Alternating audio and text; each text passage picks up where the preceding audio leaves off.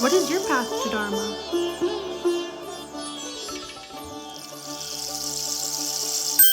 Hello, hello, dear friends. Path to Dharma podcast here with Shay. I'm Shannon. So happy to be with you this morning. It's our morning. It's super early Mm-hmm. here, Mm-hmm. 5:30. So we've been getting up to do this early and it's been really nice. It starts the Yeah, day really beautifully. it does. So how are you, my dear? I'm doing well. I'm really excited to be in part two of the fourth canto. I would love a little recap of where we've been, who we've Yeah, been with. Um, Otherwise, just overall, I'm doing really well. Honestly, I have a very positive outlook in this moment. that's How are great. you? How are you? Um, Honestly, I've been struggling a little bit. Mm-hmm. It's just a lot of life events Mm-hmm. have been happening. But just personally, just working through some energetic Mm-hmm. stuff, if that makes sense. Yes, it does. So, two things I want to talk about real quick before we start. Yeah. First one is Shay and I are going to start posting Thursday morning instead of Wednesday morning like we've been doing. We've Mm-hmm. been just to adjust our schedules a little bit. Yeah. So from here on out, these podcast episodes are going to go out on Thursday morning. This just gives us another extra day to get Process. together, yeah, and Yeah. process and stuff like that. Um, Second thing is, I want to talk about finishing the Bhagavad Gita. I just did the Yeah. last couple episodes. Interestingly, I got a comment that seemed like it came right out of my own brain about Uh, chapter 18. And you know, I wasn't really super happy with the recording. It took me 3 whole weeks to finish it, and I really yeah. wasn't happy with it and how it turned out. And then some lovely listener commented that I should redo it. And I just wanted to say that I wasn't offended by that in any way. In fact, it seems like I should redo it. Mm, And hmm. I was really just thinking about this comment and why it was that I struggled to get this last episode out. And I Hmm. realized really what it was is I've just been suffering from a little bit of like um how do I put it? Almost like low self-worth in the sense of like who am I to even be reading the Gita? Right. And who am Uh, I to even be reciting it and putting it on YouTube for other people to listen to because I feel like I don't know anything. right. Does that make Yeah, sense? it does. So So, you're suffering from this material existence that we're all a part of, yes, yes, essentially. essentially. And just like Yeah. worrying about how I was pronouncing things and how I just didn't, like, who am I? Yeah. You know what I mean? But then I realized that um, I'm just a person who is doing their best, like everyone Yeah. else. But what it is, it's like with the Gita, with the Śrīmad-Bhāgavatam, it's just how it's making me feel. You Yes. know what I'm saying? That's Yeah. really like if I'm not even understanding every word of it, and that was also part of it. I was like, I'm finishing these words of Krishna's. I'm not worthy.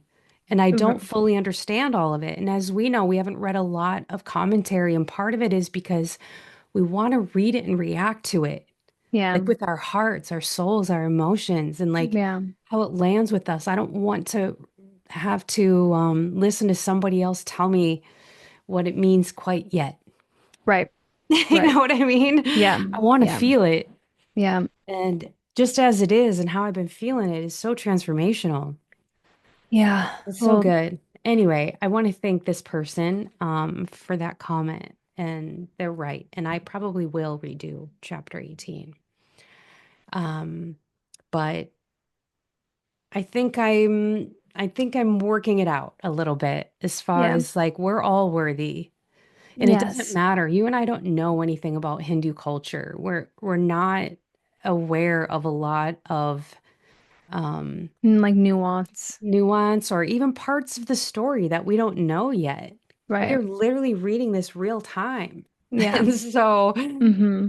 I feel that a little bit, but also on that same time, it's like I'm grateful to not have all of the other things that are Yeah, affecting my impression of it. You right. know what I mean? We haven't watched any movies about this ever. We haven't had people tell us what it means or have our families, Share their basically, opinion yeah, or none of it, their none of it. version, perception of it. Right. Right. Which of course isn't wrong. I don't mean to suggest that, but Right, right, right. it's almost like Krishna wanted us to just read it and react and just Yeah, feel it first. And we will go yeah, back and have commentary and we will read more and we will eventually have our guru. And I was thinking about that too. Like, yeah. we haven't even met our guru for this yet, Shay. And I'm really Right. excited for that person because no Yes. way Krishna is going to send us all this and then not send us a guru. Right. Right. So, anyway, sorry for that long intro, everybody. This, No, don't apologize. Thanks for sharing. And here's just everybody's invitation to give themselves some grace. We're all just yeah. humans floating through this world. And what a beautiful gift that we have Krishna's words. And what a beautiful gift that you're sharing those with other people so that they can listen. So thank you for doing that, even amidst all the feelings that are happening as it comes up. How cool that you get to move through it with the Gita. Oh, it's a blessing, honestly. Thank you, Yeah. Krishna. All these Truly, feelings. Like, truly. What a gift. Hare It's a Krishna gift. to that for Yes, sure. for sure. It Okay, is. so It is. we're starting today on the part two of the On the fourth fourth canto. Okay, I canto. was looking up before we started what's happening. Um, Mahārāja Pṛthu just um is like the main character of what's going on right now, and he Yes. was doing the 100 horse sacrifice. Okay. And then Indra comes down and steals one of the Yes. horses. Okay. Okay. And then Mm-hmm. the rishis or whatever all got together and they were going to chant a mantra and basically destroy him. And then Lord Yep. Brahma comes down and is like, hey guys, like, no, you can't actually destroy Indra. Yep. And so he stops it. And that's kind of where it Yeah. is All right. at this That was a point. that was a good recap. That's what I needed. So, All right. Well, before we read the bef Srimad Bhagavatam, yes, let's give some obeisances. let's do it. Before reading the Śrīmad Bhagavatam, which is our very means of conquest, one must first offer respectful obeisances unto the personality of Godhead Narayan, unto Narayan Rishi, the supermost human being, unto Mother Saraswati, the goddess of learning, and unto Srila Vyasadeva, the author. By regular attendance in classes on the Bhagavatam and by rendering a service to the pure devotee, all that is troublesome to the heart is almost completely destroyed. In loving service unto the personality of Godhead, who is praised with transcendental songs, is established as an irrevocable fact. Yes, Bruce. Good thought. Hare Krishna. Yes, That's first parts. Krishna. Okay, Oh, so here here we we are. go. Srimad Yeah. Bhagavatam, Canto 4, Chapter 20. Lord Vishnu's appearance in the sacrificial arena of Mahārāja Pṛthu. Ooh. Text 1. The great sage Maitreya continued, My dear Vidura, being very much satisfied by the performance of 99 horse sacrifices, the Supreme Personality of Godhead, Lord Vishnu, appeared on the scene. Accompanying him was King Indra. Lord Vishnu began to speak. Oh, this should be interesting because Indra stopped the 100th, so they successfully did 99. Right. Okay, so Vishnu Lord shows up with Vishnu. Lando. Yes. Lord Vishnu, the Supreme Personality of Godhead, said, My dear King Prithu, Indra, the King of Heaven, has disturbed your execution of 100 sacrifices. Now he has to come, now he has come with me to be forgiven by you. Therefore, excuse him. O King, one who is advanced in intelligence and eager to perform welfare activities for others is considered best among human beings. An advanced human being is never malicious to others. Those with advanced intelligence are always conscious that this material body is different from the soul. Hmm. All right, that hits. Yeah. That hits. Yeah. Text 3. Mhm. Mhm. If a personality like you, who are so much advanced because of executing the instructions of the previous acharyas, is carried away by the influence of my material energy, then all of your advancement may be considered simply a waste of Mm. time. Those who are in full knowledge of the bodily conception of life, who know that this body is composed of nascents, desires, and activities resulting from illusion, Do not become addicted to the body. Ay, This is so good. This is yeah. so good. Text 6.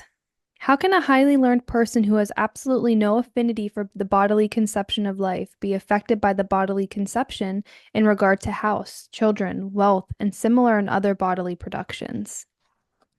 The individual soul is one pure, non-material, and self-effulgent. He is the reservoir of all good qualities, and he is all pervading. He is without material covering, and he is the witness of all activities. He is completely distinguished from other living entities, and he is transcendental to all embodied souls. Mm. Hmm. Although within the material nature, one who is thus situated in full knowledge of the Paramatma and Atman, or Atma, is never affected by the modes of material nature, for he is always situated in my transcendental loving service. Ah, comes back to that, you Yeah. know. You strive for it, and you have moments where you're there and you understand I'm a divine being, like I'm just a pure soul. And then other days, you're like, who am I? I'm just like And then nothing. some human stuff happens, Human and stuff, you and you're like, feel, ah, yeah, yeah. I'm nothing. Mm-hmm. Mm-hmm. Okay, text 9. Did you read text 8? Yep. Yeah, text 9. The Supreme Personality of Godhead, Lord Vishnu, continued. My dear King Prithu, when one situated in his occupational duty engages in my loving service without motive for material gain, he gradually becomes very satisfied within. Mm. Yeah. When the heart is cleansed of all material contamination, the devotee's mind becomes broader and transparent, and he can see things equally. At that stage of life, there is peace, and one is situated equally with me as Sak Sachid Ananda Vigraha. Text 11. Anyone who knows that this material body, made of the five gross elements, the sense organs, the working senses, and the mind, is simply supervised by the fixed soul, is, wait, is simply supervised by the fixed soul, is eligible to be liberated from material bondage. Hmm. I feel like I need to read that again. Go Like it ahead, just didn't read connect it in my again. head. It just like didn't connect in my head. Sure. Anyone who knows that this material body, made of the five gross elements, the sense organs, the working senses, and the mind, is simply supervised by the fixed soul, is eligible to be liberated from material bondage. So anyone who knows that. Okay. Oh, and here's the beautiful pictures that we're seeing. I Yes, just there's a want to take bunch a of good moment to flip through pictures. them. They're just so beautiful. I'll revisit, but A the lot of good. pictures are just so good. I'm like, who I made these? know. Who created these pictures? Yeah, who did create these? I love this ones of the Kumaras. Yeah. It's one of the Kumaras. I'm just going to show it real quick. Yeah. Okay, there's good stuff in this book because I already paged through it a little bit before we started. While I was waiting for you. There's like so many cool things that are going to happen in this book. Okay, where are we? Oh, hold on. There's so many pictures. Okay. Okay, text 12. Lord Vishnu told King Prithu, My dear king, the constant change of this material world is due to the interaction of the three modes of material nature. The five elements, the senses, the demigods who control the senses, as well as the mind, which is agitated by the spirit soul. All these taken together comprise the body. Since the spirit soul is completely different from this combination of gross and subtle material elements, my devotee who is connected with me in intense friendship and affection, being completely in knowledge, is never agitated by material happiness and distress. Hmm. May I get there. Right? May An eight I men. get there. Seriously. My dear heroic king, please keep yourself always equiposed and treat people equally, whether they are greater than you in the intermediate stage or lower than you. Do not be disturbed by temporary distress or happiness. Fully control your Oh, mind and senses. In this transcendental position, try to execute your duty as king in whatever condition of life you may be posted by my arrangement. for your duty here is to give protection to the citizens of your kingdom. Ay, ay, ay. Whatever our It's position is, yeah, right? Maybe we're not the king and we're just like the mother or the sister or the the teacher or partner the or partner or the son or the daughter or the husband, whatever it is that we are. That's where we've been stationed. I love that. right. By my arrangement, Viṣṇu says. All right, this is good this morning. Yeah. It's always good, but for some, some days just like are hitting different. This is just making me think about a lot of things. Okay, text 14. To give protection to the general mass of people who are citizens of the state is the prescribed occupational duty for a king. By acting in that way, the king in his next life shares 1/6 of the results of the pious activities of the citizens. But a king or executive head Executive. executive, I don't know why that's so hard for me, but a king or an executive head of state who simply collects taxes from the citizens but does not give them proper protection as human beings has the result of their own pious activities taken away by the citizens. And in exchange for this, for his not giving protection, he becomes liable for punishment for the impious activities of his. You cut out slightly for me, so I'm gonna read that last. In exchange for not giving protection, he becomes liable to punishment for the impious activities of his subjects. Okay, so he Mhm. benefits and he suffers depending on Well, his own. execution of the thing, Isn't that also what happens to us? It right? seems like. Okay. Right. Um, Text 15, Lord Viṣṇu continued, My dear King Prithu, if you continue to protect the citizens according to the instructions of the learned Brahmin authorities, as they are received by the disciplic succession, by hearing, from master to disciple, and if you follow the religious principles laid down by them without attachment to ideas manufactured by mental concoction, then Mm. every one of your citizens will be happy and will love you. And very soon you will be able to see such already liberated personalities as the four Kumaras. I love that line. Yeah. Without attachment to ideas manufactured by mental concoction. I started out talking about all these mental concoctions I was Yeah. having. And Thank I you, just sister. heard we have something like 60,000 thoughts a day or something. I think it's actually more than that, but like 45,000 of them are negative thoughts, I right? I don't think that's necessarily true of myself, but maybe right now I've been a little negative. You're right. And I need to pay attention. right? And it was just saying whatever I was listening to was like, yoga is our way to be able to train our mind. And Mm, it's through the Śrīmad-Bhāgavatam that I'm hearing things like that, where it's like, oh my gosh, yeah. I don't need to attach to these manufactured mental concoctions that are yeah. happening in my mind. I can redirect and redivert, remember a story, Yeah. remember a mantra, and bring myself back to that equipoised place that Vishnu was telling King Prithu that he needs to be in, treating everybody equally, including yourself. I think that includes yourself, Yeah. no matter the status or Right. energy of the time.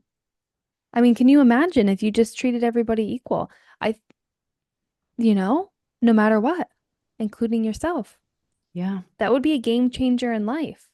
And not that I'm even consciously not treating people equal, but we do just based on our own mental concoctions, whether that Yeah. be like a bias or, an idea that you have about somebody Right. that influences how you're interacting with them. Right. Whether you like them or not, whether you what you perceive Right. about them. Yeah. Exactly. Exactly. All right, text 16. My dear King, I am very captivated by your elevated qualities and excellent behavior, and thus I am very favorably inclined towards you. You may therefore ask me any benediction you like. One who does not possess elevated qualities and behavior cannot possibly achieve my favor simply by performance of sacrifices, severe austerities, or mystic yoga. But I always remain equipoised in the heart of one who is also equipoised in all circumstances. As you're reading, I caught a little bit of the purport on the next Yeah. page, which usually we don't read any, but I just really it caught my eye. Yeah. Prabhupada's talking about the qualities of a devotee. He says there's 26, Mm-hmm. and here's what they are. Kind to everyone, does not quarrel with anyone, fixed in the absolute truth, equal to everyone, faultless, charitable, mild, clean, simple, benevolent, peaceful, completely attached to Krishna, has no material hankering, meek, steady, self-controlled, does not eat more than Mm. required, sane, respectful, humble, grave, compassionate, friendly, poetic, expert, and silent. Wow. Wow. That's that's really good. He says this is what it is. The Lord is satisfied by the development of these transcendental qualities. This is kind of what Vishnu is saying here about um About the being equipoised, yeah, really. All right. of those things I think are a factor in staying equipoised. Yeah. And then beyond what we were just talking about, beyond treating everybody equally, treating all circumstances equally as well. That's Yeah. the whole like same in pleasure and pain alike. Yeah, it's true. It's true. It's so hard to get to there. Which again is not easy. Yeah, it's Yeah. not. Just the other day I had somebody who wasn't talking to me as much as they normally do. And I had these whole slew of mental concoctions being like, oh my goodness, are they mad at me? Did I do something wrong? Do I need to ask them, did I do something wrong? No, I didn't do anything wrong. And I was like, it was so eye-opening to me. What the Śrīmad-Bhāgavatam has done for me is in those moments when I have that like mental spiral, it kind of is like a zoom out of the Yeah, situation and reminding me like, oh wait, you're not really being equal in this situation, or you're not really, this is material. This is has right. nothing to actually do with your soul. And if that person was mad at you, surely they would you would know. This has nothing to do with my soul's evolution in this moment. Yeah. I still think But about also has everything to do with your soul's Yeah. evolution, I still perhaps. think about Queen Kunti's prayer way back in Canto 1, where she says to Yeah. Krishna, I would do this Do this again and again and again, again. Hmm. just to be in your presence. I Hmm. okay. I'm gonna go on. Text 17. Yep.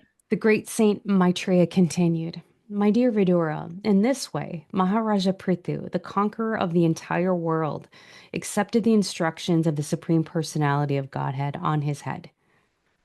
As King Indra was standing by, he became ashamed of his own activities and fell down before King Prithu to touch his lotus feet. But Prithu Maharaja immediately embraced him in great ecstasy and gave up all envy against him for his taking stolen the for having for him. Oh my goodness, hold on. But Prithu Maharaj immediately embraced him in great ecstasy and gave up all envy against him for his having stolen the horse meant for the sacrifice. King Prithu abundantly worshipped the lotus feet of the Supreme Personality of Godhead, who was so merciful to him. While worshipping the lotus feet of the Lord, Prithu Maharaja gradually increased his ecstasy in devotional service. That's what I love too, is that I'm Mhm. reminded in this book, even King Prithu, somebody who is so elevated and conscious and aware, even he forgot for a Yeah, minute. right, Like even right. he forgot for a moment and he was able to bring it back. That always reminds me too, is like we're always able to bring it back. Yeah. Okay, text 20. The Lord was just about to leave, but because he was so greatly inclined toward the behavior of King Prithu, he did not depart. Seeing the behavior of Maharaja Pṛthu with his lotus eyes, he was detained because he is always the well-wisher of his devotees. The original king, Maharaja Pṛthu, his eyes full of tears and his voice faltering and choked up, could neither see the Lord very distinctly nor speak to address the Lord in any way. He simply embraced the Lord within his heart and remained standing in that way with folded hands. Oh, I, oh. The Supreme Personality of Godhead stood with his lotus feet almost touching the ground while he rested the front of his hand on the raised shoulder of Garuda, the enemy of the snakes. Maharaja Prithu, wiping the tears from his eyes, tried to look upon the Lord, but it appeared that the king was not fully satisfied by looking at him. Thus the king offered the following prayers. My dear Lord, you are the best of the demigods who can offer benedictions. Why therefore, why therefore should any learned person ask you for benedictions meant for living entities bewildered by the modes of nature? Such benedictions are available automatically, even in the lives of living entities suffering in hellish conditions. My dear Lord, you can certainly bestow merging into your existence, but I do not wish to have such a benediction. My dear Lord, I therefore do not wish to have the benediction of merging into your existence, a benediction in which there is no existence of the nectarine beverage of your lotus feet. I want the benediction at least 1 million ears, for thus I may be able to hear about the glories of your lotus feet for the months of your pure devotees, Wow. from the mouths of your pure devotees. He's like, I don't even have enough ears. I want Yeah, 1 million ears to be able to hear. yeah. That's amazing. I love that. My dear Lord, you are glorified by the selected verses uttered by great personalities. Such glorification of your lotus feet is just like saffron particles. When the transcendental vibration from the mouths of great devotees carries the aroma of the saffron dust of your lotus feet, the forgetful living entity gradually remembers his eternal relationship with you. Devotees thus gradually come to the right conclusion about the value of life. My dear Lord, I therefore do not need any other benediction but the opportunity to hear from the mouth of your pure Mm, devotee. okay, wow. Yeah, Just think about that for a minute. yeah,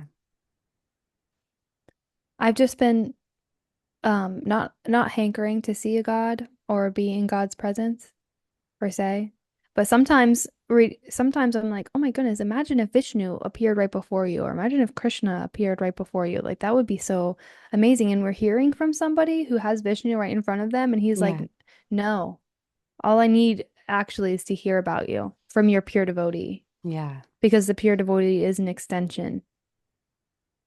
Ugh, beautiful. Thank you to all the pure devotees here who leave us beautiful comments. I feel like Seriously. that when I'm reading the comments, honestly. It's Yeah, like, wow, if this is it, wonderful. yeah, Okay, is it my turn or your turn? yeah. I think it's your turn. Text 26. My dear highly glorified Lord, if one in the association of pure devotees hears even once the glories of your activities, he does not, unless he is nothing but an animal, give up the association of devotees, for no intelligent person would be so careless as to leave their association.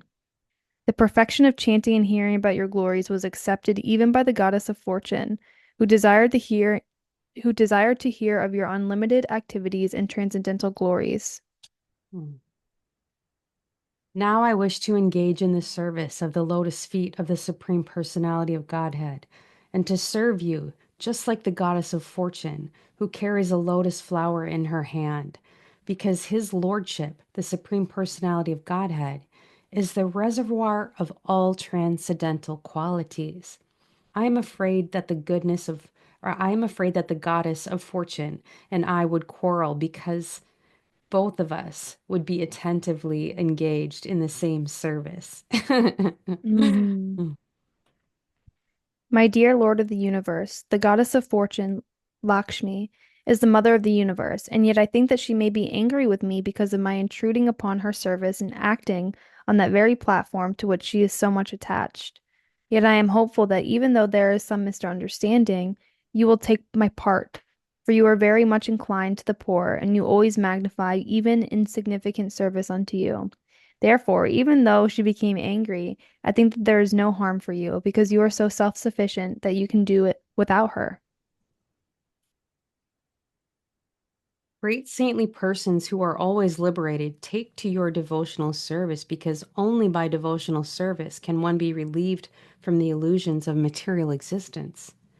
O my Lord, there is no reason for the liberated souls to take shelter at your lotus feet except that such souls are constantly thinking of your feet. My dear Lord, what you have said to your unalloyed devotee is certainly very much bewildering. The allurements you offer in the Vedas are certainly not suitable for pure devotees. People in general, bound by the sweet words of the Veda, engage themselves again and again in fruitive activities, enamored by the results of their actions. Yeah. Yeah. Life. Mm-hmm. Mm-hmm.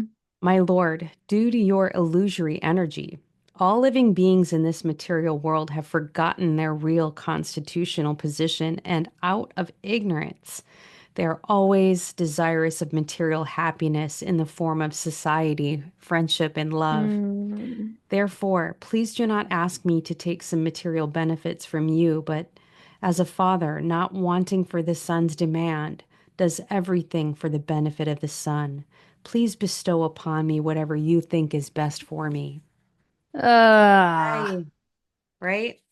I mean, that particular line just reminded me so much of Montessori and about how not waiting for the son's demand does everything Mm. for the benefit of the son. Yeah. And how if we were all kind of trained like that as a children, things would be different. Explain what is Montessori real quick. So there's no real quick about it, but it's basically a pedagogy of education that involves mm, guiding children through choice, through allowing them choice in their path of knowledge and hopefully unlocking, their passion and their life's purpose through this cosmic education, in short. Yes. That was good. That was a good explanation.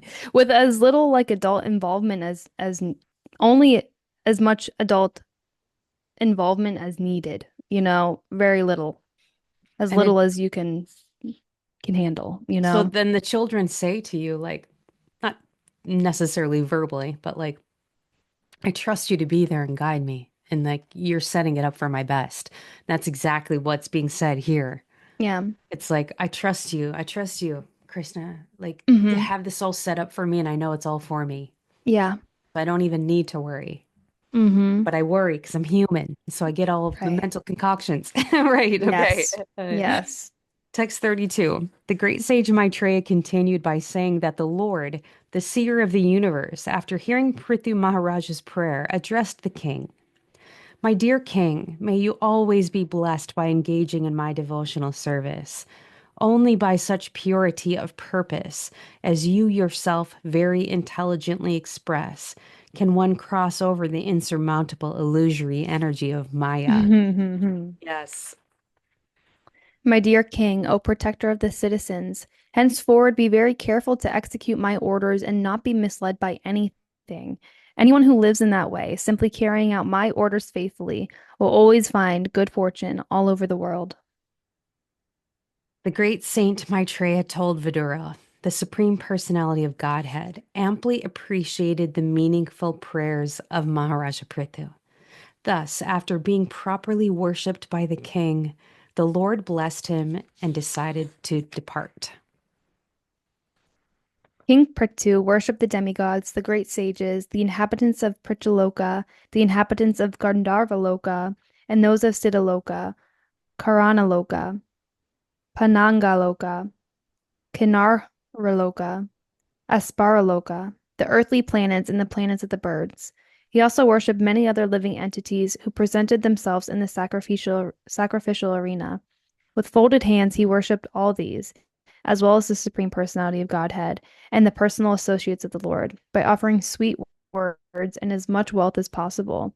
After this function, they all went back to their respective abodes, following the footsteps of Lord Viṣṇu. Text 37. The infallible Supreme Personality of Godhead, having captivated the minds of the king and the priests who were present, returned to his abode in the spiritual sky. King Prithu then offered his respectful obeisances unto the Supreme Personality of Godhead, who is the Supreme Lord of all demigods.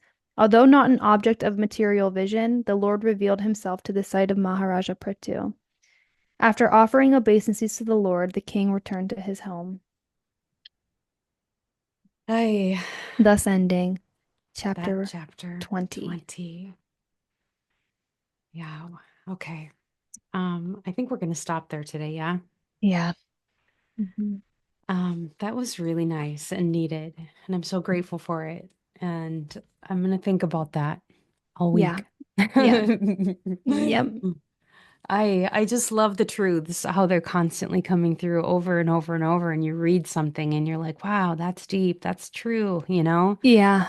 And then you Yeah. keep going and there's so much more. I know. It's It's kind of mind-blowing, incredible. kind of. And Yeah.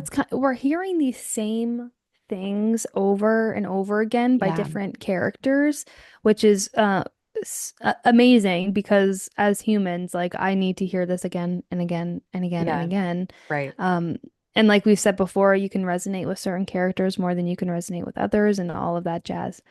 But it is just so incredible to be reminded of all those things that not to get caught up in the mental concoction, to stay equal to Yeah. everybody, to put service to God in front of everything, and you'll find fortune all over the world. Like, and fortune in so many different ways, not even just monetarily, but fortune is so beyond that. Yeah.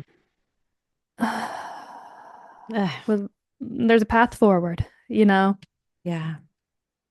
Well, I'm grateful for you, Shay, and Oh, thank you likewise. for listening. Thank you for liking and commenting and all the things. Blessings and healing and love to all of you. Mm-hmm. We will Mm. see you next Thursday. Yes. Hare Krishna. Hare Krishna.